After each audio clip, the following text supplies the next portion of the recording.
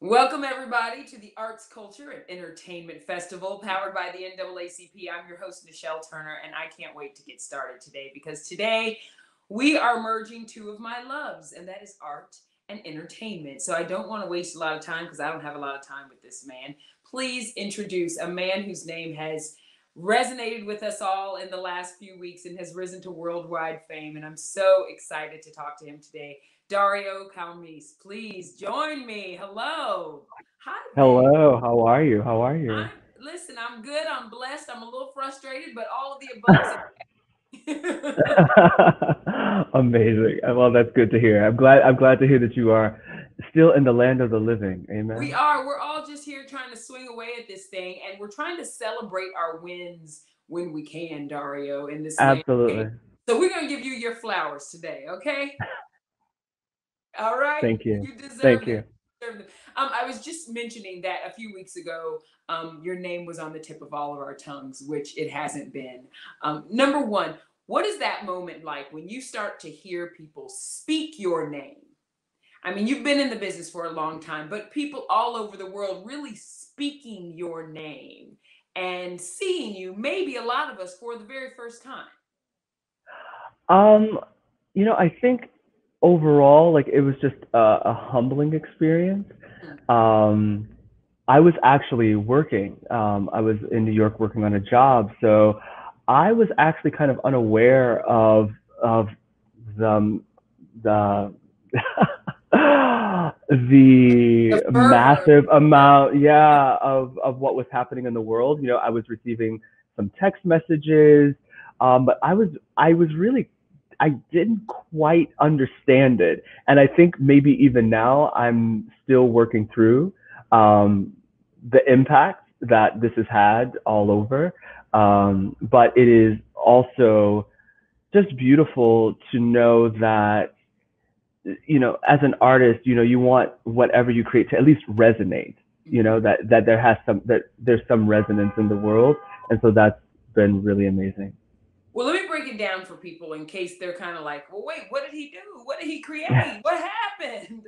Uh, Dario has become, and in 2020, the fact that I'm even talking about firsts still is a bit mind blowing. But Dario is now the first Black photographer to shoot the cover of Vanity Fair. And he did that with shooting the gold standard, Miss Viola Davis. I can't even tell you how these images and these photos sat with me.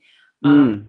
they were all so gorgeous, and we're going to get into that really iconic cover photo in a moment. But I want to talk about one of the photos that just struck me in a way that I didn't know it would hit me like this. I actually posted the image. It's the one where she has the fro and she's in the yellow and she just looks so glorious and glowing. And I mean, just angelic like. And it did something to me when I saw that image. So just talk to me about number one, um, the intention behind shooting this woman whose skin is just glorious. How you make her glow, because we've seen her in photos before where she has not glowed like that. So number one, I have to think it is an intention, and then just even the way a Black photographer sees a Black subject, um, that makes that magic. So talk to me a little bit about that. So for me, walking into this shoot, yes, Vanity Fair brought me in, and we have a beautiful working relationship. But I knew that I really needed to service Viola. Yeah. Like everything about Viola, she's earned. Mm-hmm. Her beauty, her strength, her talent. Like she's worked for all of it, and Yeah. that was like my number one priority. Viola, like I can't embarrass her. You know what I mean? Like Viola you with the have to. big A, honey. Absolutely. And so, like, this was her Vanity Fair moment, and I wanted her to just look absolutely glorious. I've said before we were working, under COVID conditions, which did make some things challenging as far as production goes, and definitely, wanting to simplify things a bit. But again, like, this is Viola Davis, and this is your cover, and you deserve every single thing. You deserve Amen. all of the elegance, all of the beauty, everything that you've worked so hard for. And that was really how I approached this shoot, was just really in service to Viola. And then secondarily, knowing that, what was happening in the world, that this was an opportunity to add my voice, right? Add my protest to this moment. Like I knew I had to speak to our people as Yes. well, and speak not only to our history, but also to like our future and that specific Black imagination that we've used to jerry rig and hack these systems that we found ourselves in that were not designed with us in mind. Did you get the news all at once that number one, you were going to be shooting the cover and it was going to be Viola Davis, or did it come in dribbles? Because I don't know how to process all of that in one It conversation. came in one conversation. It came with one conversation. They called and said that we would love you to shoot our summer cover, and that the subject was Viola Davis. So yeah, it was two sentences. So you had never met her before, I assume, I, correct? no, no. I have, and I know that goodness. So what was that like working with her? It was brilliant. I mean, like she is an amazing professional. Like she is number one a professional, and she really deferred to the team as far as like our decisions, things like this. But she also was very present and very vocal about her preferences as well.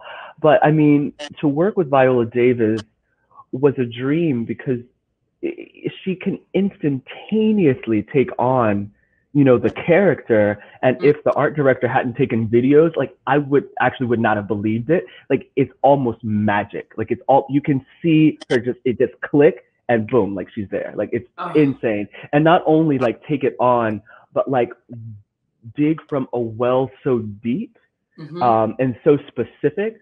Like even that cover image, like yes, there was the reference and showing her back, but everything, all of the nuances and subtleties that she imbued that image with, that strength and that power, like that is Viola Davis. Well, let's get into that image because so many people do know that it was inspired by the Scourged Back, which was, of course, it's a famous portrait that depicts the back of a slave with the welts and the whips that they have sustained, the maimed back that he has sustained over years of abuse and torture. So just talk to me, number one, about how that inspiration came about. And when I don't know who brought the idea to whom, but what that conversation was like.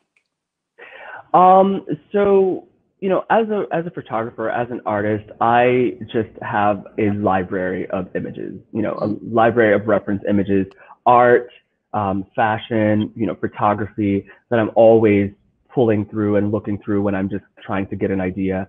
And that was one image that I had, and I felt, initially just like the pose was so strong and so beautiful. And the moment like I came across it when I was doing my research, I was like, that's it. Like it was almost a no-brainer. Is that And you wanted to kind of add your perspective or your image, and it was your chance to speak to people? Is that one of well, the reasons why you well, chose?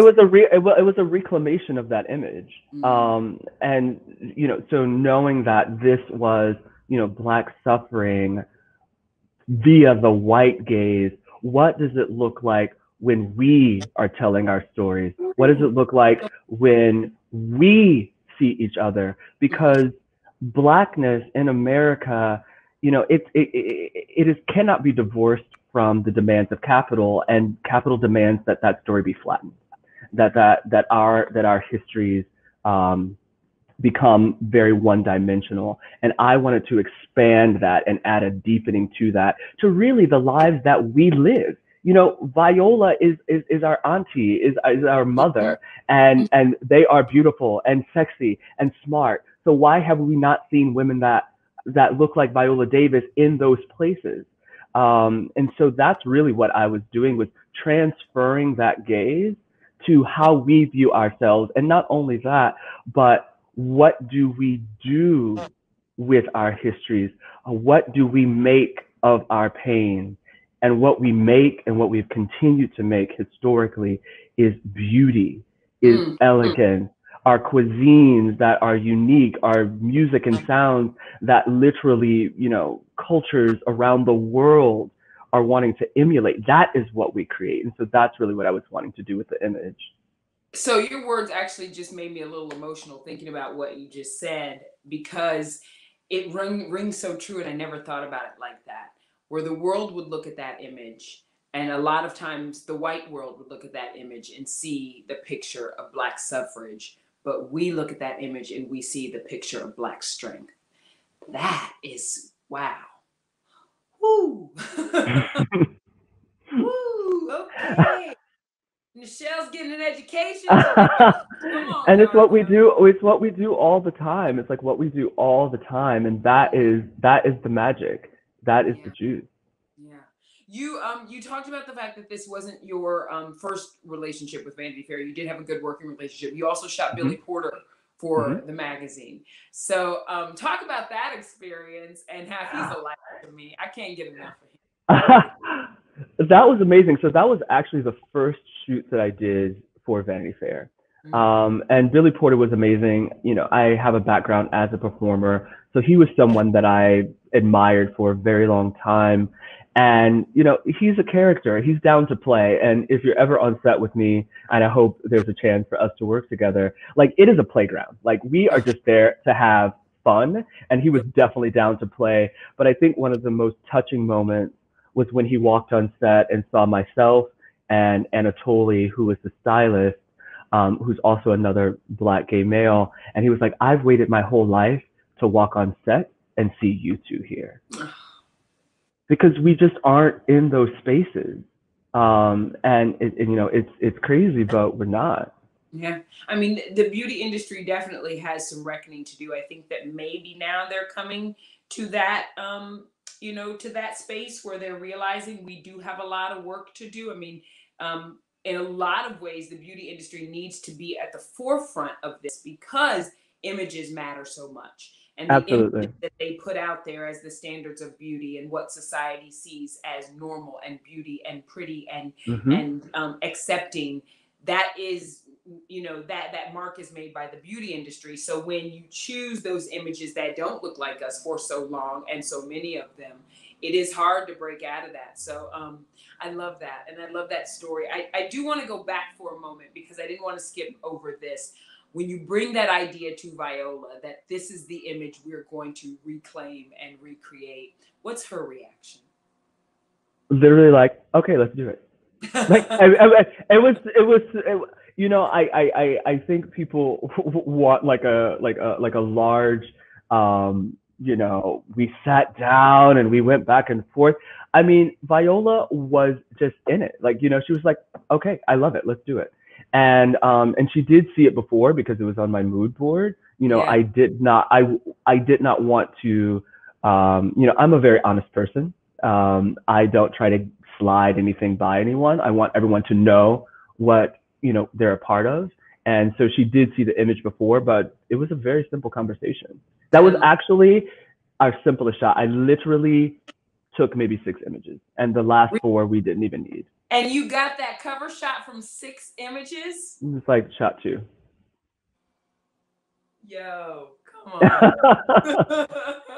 Come on. Okay. Well, then I want to dig into your brain for sure because I know that you've just launched this podcast, the Black Imagination Yes, podcast, yes. right? So let's talk about the Black imagination, how that evolved into a space of conversation for you. Yeah, so for me, growing up, and I work in multiple fields, Mhm.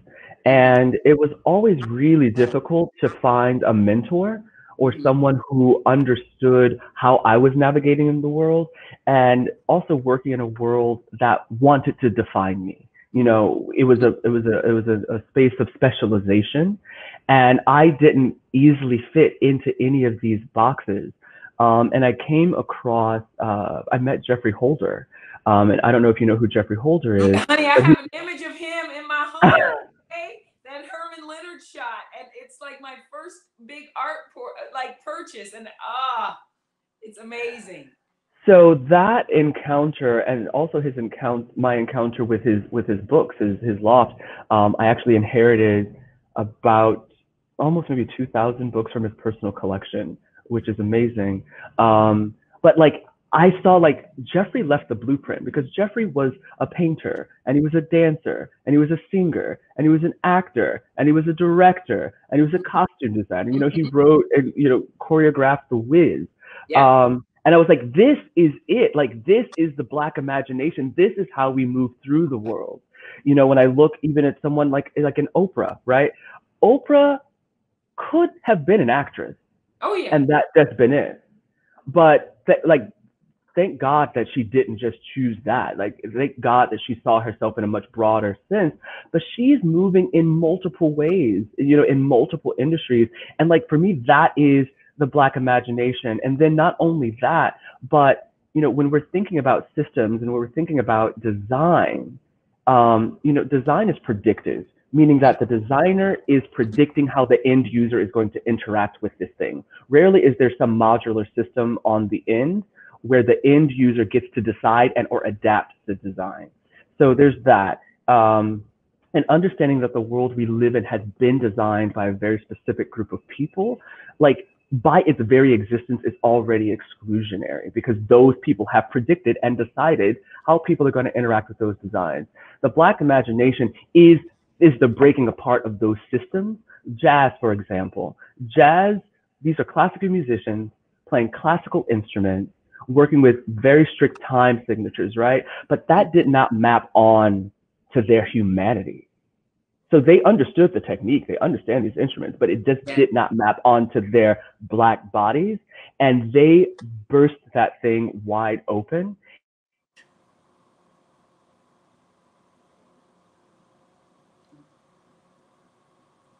So for me, this is, you know, the Black imagination. I love that. Well, while we're talking about icons and the ones that you've worked with, let me just drop the name Andre Leon Talley. I mean, what's happening, Dario, with you and these legends? But when you get the maestro of fashion on your Black Imagination podcast, what is that moment like, and how was that, you know, conversation? It was amazing. Andre and I met a few years ago, and he's been so supportive of me, and really helped me step into myself. You know, I've navigated many predominantly white spaces from elementary school, you know, to the present. Yes. And although there have been many allies and wonderful people who have helped me along the way, there's rarely someone in that space who sees me, and maybe not even. And when I say sees you when you can't see yourself. Yeah. And that's the importance of mentors. That's the importance of elders, people who can see you before you even see yourself. And Andre Leon Talley was that person for me. And so to have him on the podcast and have a really candid, and I mean really candid conversation, and both of us, you know, admit some things that we have not even said publicly, was not only an honor, but a privilege, and like solidified our friendship even more. You know, so for years, I'm always getting these wonderful emails from Andre, like these stream of consciousness emails, you know, where you're like, you're amazing, you're marvelous, like keep going, like, and that's what you need, you know, that's what you need. And you know, even talking about the podcast, like that's what I'm creating, right? I'm creating that tribe of mentors that I didn't have growing up, so that another young Black creative youth can have access to these stories, because sometimes you see someone arrive, but you don't know the path to get there. You don't see how they got there. And it's just a matter of like sitting down at their feet and listening to that story. And then also, you know, engendering a vocabulary and a linguistics around our experience so that we can speak specifically to what is happening to us, not necessarily like you hurt my feelings or this feels bad, but like really speak to it so that we can put our energy where it needs to go moving forward, so that we can transmute that pain and push forward how we need to. Like, for example, episode number 2 is with an architect, Mabel Wilson, and it's one of the most popular episodes. And Mabel isn't someone that is known in the larger sense, but in her community she is. But in that episode, she speaks specifically about design and how design, from the moment we stepped on the slave ship, white supremacy has used design to remake us Black over and over and over again. Every Sure. time we reach a horizon of humanity, it's actually design that comes in and remakes us black. So from the slave ship to Jim Crow to redlining to housing projects to the prison industrial complex, design is actually the through line. That is the technology that has reified our blackness in order Mm, to support whiteness. mm. And for me, those are really important conversations to have that I don't think we've really been having in a broader sense. Now, where can we find your podcast? Is it on like all? It's on all platforms. It's on Apple Podcasts, Spotify. You can just go to like blackimagination.com, or the Instagram is Black Imagination Podcast, and you can find it there for sure. I love that. I am a big believer in vision boards. I don't know if you are a big believer in trying to manifest. So, do you have someone, people who you are like, okay, this is my bucket list of who I want to shoot, who I need to shoot, what's next? Do you have someone? Because I would say we should just put it out there today. Let's start claiming it today. I can pull up the list. I wrote it all down. I could just go down. But for me, it's great. So coming up like on the podcast, like Black Thought from the Roots is coming up. We worked together at a performance installation that I did back in January, and he's amazing, and his story's amazing, and he's so brilliant. I cannot wait for that conversation. I just recorded an episode with Terrell Alvin McCraney, who wrote Moonlight. And so when I'm thinking about design, I'm really thinking about it in a broad sense. So not only, architecture or urban planning, but thinking about text.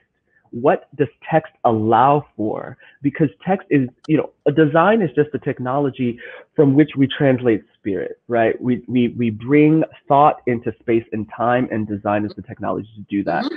So we have to really understand that piece, because that's been truncated and formed again by a very specific group of people that then allows us to name ourselves, name the things. So these things are important. So, Spike Lee, Neil deGrasse Tyson, Roxane Gay, Claudia Rankin, Missy Elliott, for sure. Missy, Oh, my call me. favorites. Like, I need you, because this is the Black imagination. Like this No, is she's it. a And creative genius, and she's undervalued as a oh, creative genius. absolutely. Think about some of the things in the images and how she set the tone in her futuristic style of hip hop, Mm-hmm. for what we may not have even been able to imagine, and how Yep. Black women present herself in that space is beyond. It's Mhm. beyond. Mhm. Mhm. Mhm. Timbaland, Hype Williams, Mm-hmm. like June Ambrose was a part of that. Misa Hilton, like these, and it is not only the names that we know, but it's the people like Mabel or Courtney, who's a psychologist working at Columbia, who created a race immersion VR experience to teach racism empathetically for liberal white people. Yeah. It's those conversations we also need to have, and these are people that, oh, hold on, there's this Listen, they're pouring concrete outside my house too. It's okay. We just okay, roll with cool, it. It is what it perfect. is. um so it's not only the people that we know, but maybe these people who are doing extraordinary things that we may not know, who may not make it to the New York Times, who may not make it to the BET Awards, but are also doing work that we need to be hearing about. And so that's what I'm really excited about, is actually introducing these people that I know who are doing incredible work to like a wider audience. I love that. So you are a creative of a whole bunch of disciplines. You also are a director. How do you balance it all? Or do you say, no, I'm gonna live the space in my head is gonna be crazy and chaotic, and I'm gonna take that all in and try to work my way through it? Is that your creative process?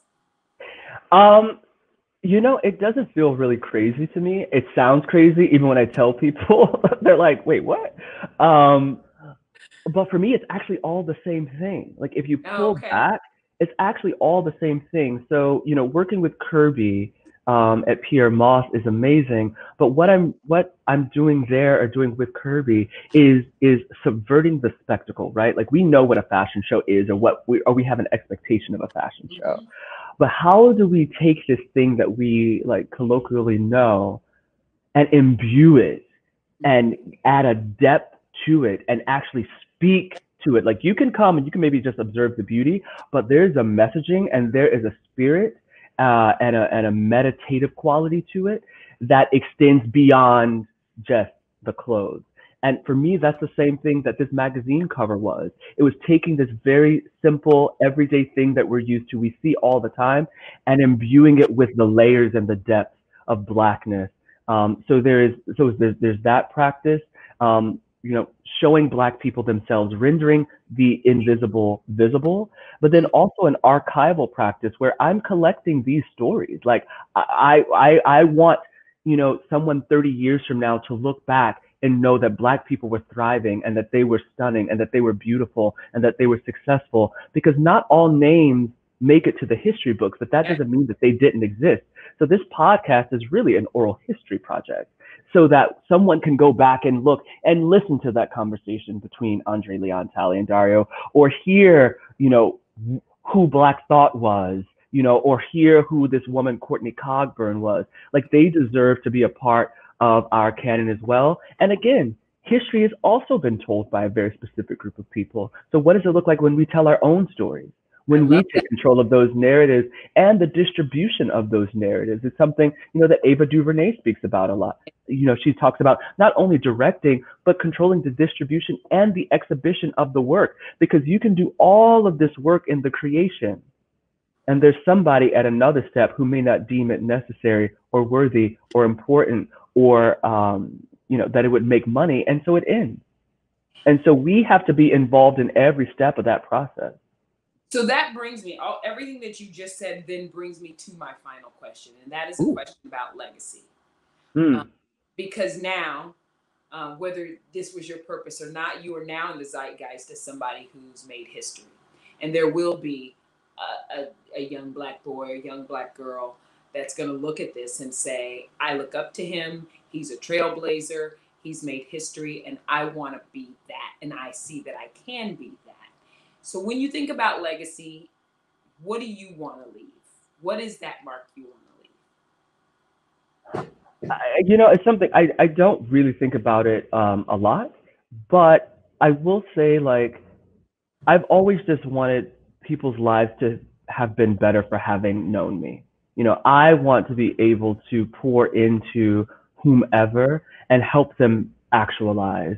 And that's really what I'm about, is human actualization. Like, that's probably like the business that I'm in.